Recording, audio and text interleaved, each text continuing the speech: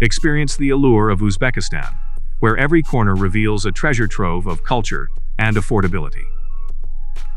Join us on a journey through the heart of Central Asia in Life in Uzbekistan, the cheapest country in the world. Part 1. From the vibrant markets to the rich history, discover why Uzbekistan is a traveler's paradise. Stay tuned for an adventure like no other. Uzbekistan is the most affordable country on earth. The Republic of Uzbekistan, as it is officially called, is one of the major nations in Central Asia. It is fairly expansive, with a territory that is roughly 450,000 kilometers square. Not all of the nation is appropriate for human habitation, though, because of the mountains and deserts that form its terrain. This large country is the most populated in Central Asia, home to almost 36 million people. As could be assumed, Tashkent, the country's capital, is the most visited place in Uzbekistan, and frequently acts as travelers' first stop. Tashkent played an important role as a commerce hub, particularly during the Soviet era. Actually, behind Moscow and St. Petersburg, it had the second highest population of any Soviet city. Currently, Tashkent is home to almost 3 million people. There isn't a shoreline in Uzbekistan that faces the ocean. There are just rivers and lakes inside its boundaries. Among these is the Aral Sea, which was formerly one of the world's largest lakes and was even called a sea. Sadly, it has since faded and is only a shell of what it once was. Furthermore, as the world's fourth largest producer of gold, Uzbekistan is a truly wealthy country. In addition to gold, the area contains other hidden riches such as uranium, which they take from their mines. Due to its exceptionally fertile territory, Uzbekistan ranks 5th in the world for cotton output. In addition, the nation possesses natural resources such as coal, oil, and natural gas. Upon examining its past, we discover that Uzbekistan was once the most well-known commercial hub in all of Central Asia, serving as a nexus for trade between China and Europe via the Silk Road. Interactions across cultures were also rather prevalent. Uzbekistan rose to prominence and prosperity, drawing the attention of powerful leaders such as Genghis Khan and Alexander the Great. Throughout history, Uzbekistan has been severely affected by the Mongol invasions. Following this time, Uzbekistan was ruled by the renowned monarch Timur, who promoted the arts and culture. Through his introduction of intellectuals and philosophers to Samarkand, Timur ensured the advancement of culture. Uzbekistan also saw the establishment of important Islamic schools under Timur's reign. It's easy to notice that more than 90% of the cars on the streets of Tashkent are Chevrolets. The reason for this is the hefty import taxes on automobiles.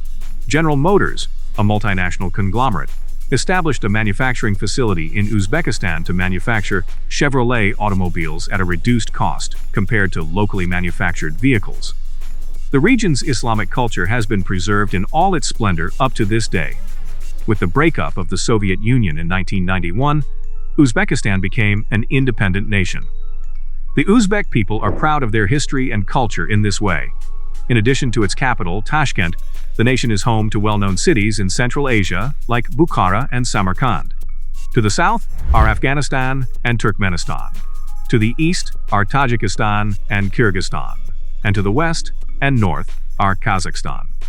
The majority of nationalities can enter Uzbekistan as tourists without a visa. You will need to apply for both a work permit and a resident permit, though, if you intend to work there or remain for an extended amount of time. Given that Uzbek and Russian are the two most widely spoken languages in the nation, you must become fluent in them. Furthermore, more than 90% of people identify as Muslims, making Uzbekistan a Central Asian nation that has accepted Islam. People in Uzbekistan, an efficient modern nation, are allowed to practice their religion and dress however they like.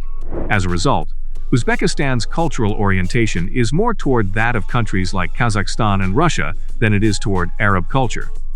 Furthermore, it might be thought to be dangerous given its proximity to regions like Afghanistan. However, that is untrue. Of all the Central Asian countries, Uzbekistan is one of the most livable. Like any other nation, Uzbekistan is a place where money talks. Therefore, if you can manage to make some US dollars here, you can pretty much start your kingdom. When you travel to Uzbekistan, its bazaars, markets, and bread will be among the first things that you notice. People passionately prepare bread in a large number of bakeries spread over different locations. You may discover a variety of bread varieties in Uzbekistan, each with a distinct flavor that you may have never experienced before. The good news is that these lovely loaves are reasonably priced at about $1 a piece.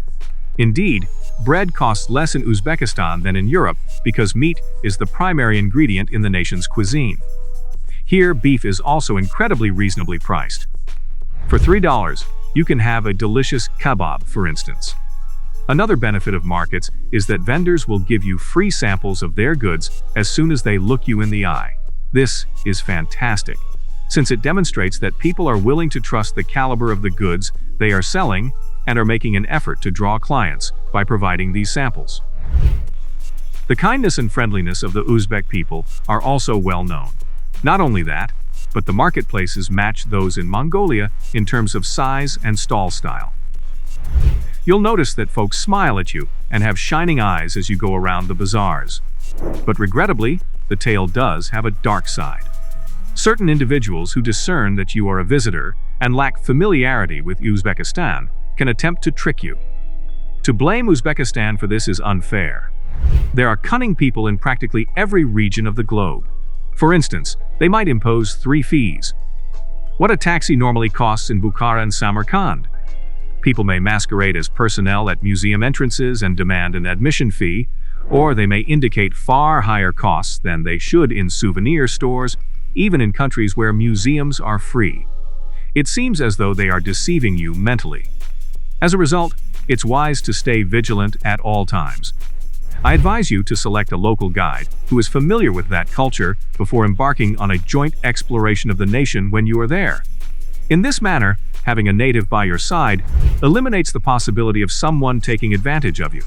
However, in modern Uzbekistan, people approach you with enormous delight and a welcoming demeanor as soon as they recognize that you are a tourist, regardless of your nationality or ethnic identity.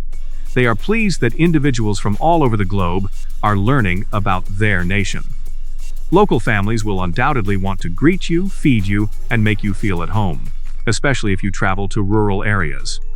Meat dishes coupled with rice are one of their cuisine's distinctive specialties.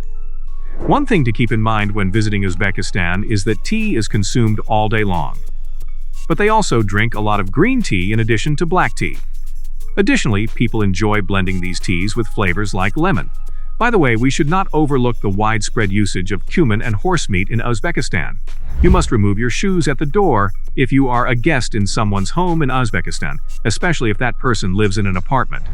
This is especially true if you are visiting the capital, Tashkent, and you speak Russian fluently. Making friends and becoming closer to the locals doesn't take long. The majority of people in the capital speak Russian in daily conversation. Speaking Russian makes it simple for someone to fit in with Uzbek society.